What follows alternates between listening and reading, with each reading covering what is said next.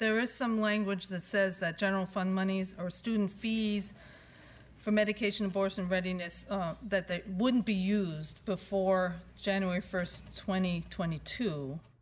What happens after January 1st, 2022? Could some student fees go towards that?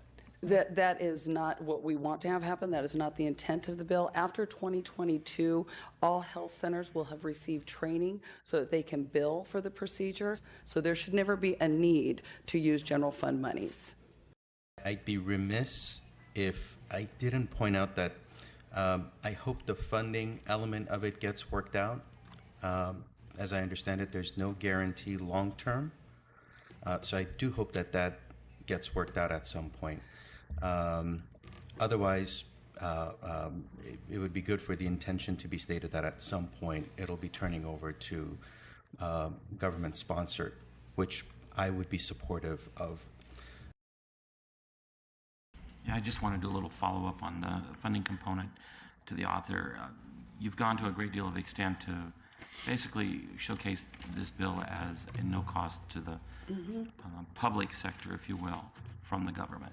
In fact, you go so far as to state in it $9.6 million must be obtained. And we heard today in testimony that $20 million has been obtained at this point. But there's an element within your bill that talks on page 6, if we go down to lines 20 through 22, where it specifically states in here, nothing in this chapter shall be interpreted as requiring a public university to utilize general fund monies or student fees for the medication abortion readiness before January 1, 22. But you're silent after that, which leaves the door open for government funding sponsored activities leading to the abortion. How do you address that and close that loophole so it stays, if this was your true intent, was to have private funding? So thank you very much for the question, Assemblymember. So that is what I referred to earlier with Assemblymember Waldron, that each campus will be trained on how to bill for this procedure.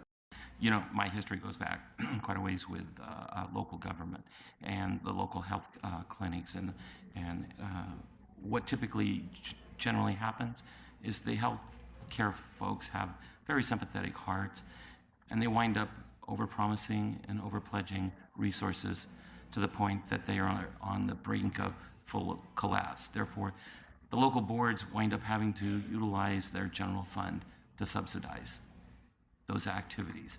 I wonder, since when we look at this, the colleges, the universities are publicly funded. Will they not be doing the same thing with our public dollars? I would hope that you would look at further refining so that we limit that complete ability for them to use the public sector funds. That's Absolutely. what I would ask you to look at, doing that and closing that loophole and open exposure that a lot of people are very concerned about. We don't see it as a loophole, but I'll actually absolutely review it again and make sure there's nothing I've missed. Thank you. Thank you.